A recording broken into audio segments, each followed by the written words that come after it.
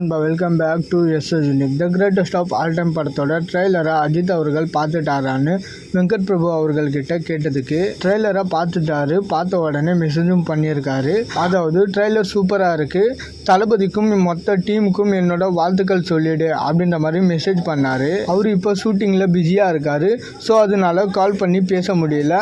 But ட்ரெய்லரை பார்த்துட்டு message பண்ணியிருக்காரு அப்படின்ற மாதிரி வெங்கட் பிரபு அவர்கள் சொல்லியிருக்காரு. அண்டு நேற்று the greatest of all time படத்தோட ட்ரெய்லர் ரிலீஸ் பண்ண உடனே வெங்கட் பிரபு அவர்களும் அர்ச்சனா கல்பதி அவர்களும் ஃப்ரெஷ்ஷாக மீட் பண்ணியிருந்தாங்க. ஸோ பத்திரிகையாளர்கள் வழக்கம் போல தாறுமாறான கேள்விகள்லாம் கேட்டாங்க.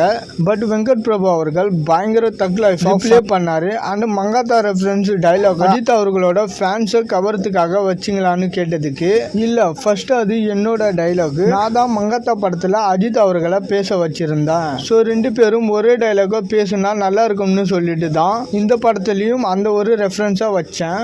தென் அதே மாதிரி ட்ரெய்லர் எண்டில் கில்லி ரெஃபரன்ஸா வச்சதுக்கான காரணமும் நான் ஒரு மிகப்பெரிய கில்லி படத்தோட ஃபேனு. ஸோ கரெக்டாக இந்த சீனுக்கு அது தேவைப்பட்டது. தென் அதே மாதிரி நான் தோனியா ஒரு சிஎஸ்கேவோட மிகப்பெரிய ஃபேனு. ப்ரொடியூசர் அர்ச்சனா கல்பதி அவர்களும் ஒரு மிகப்பெரிய ஃபேனு. ஸோ அதனால தான் சிஎஸ்கே ரெஃபரன்ஸ் படத்தில் நிறையா இருக்கும், அதுவுமே வைக்கணும்னு சொல்லிட்டு வைக்கல. படத்தோட கதைக்கு அது தேவைப்பட்டுச்சு. Then the greatest of all time படத்தோட வரக்கூடாதுன்னு சொல்லிட்டீங்களான்னு அர்ச்சனா கல்பதி அவர்கள்கிட்ட கேட்டதுக்கு நாங்கள் எந்த படத்தையும் வரணும் வரக்கூடாதுன்னு சொல்லலை, செப்டம்பர் 5 எங்கள் படம் வருது அப்படின்ற மாதிரி தான் அனௌன்ஸ் பண்ணோம். ஸோ நாங்கள் யாரையும் வரணும் வர வேணான்னு சொல்லவே இல்லை அப்படின்ற மாதிரி செம்ம மாதம் ஒரு ரிப்ளை கொடுத்துருக்காங்க.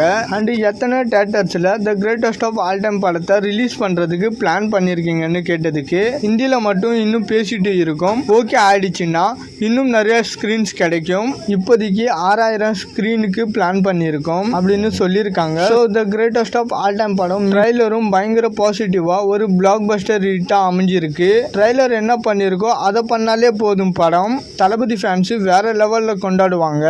ஓகே நண்பா, இது மாதிரி தளபதி பற்றின அப்டேட் தெரிஞ்சுக்க மறக்காமல் எஸ்எஸ் யூனிக் சேனலை சப்ஸ்கிரைப் பண்ணி சப்போர்ட் பண்ணுங்கள். இதோட வீடியோ முடிச்சுக்கிறேன். Okay bye.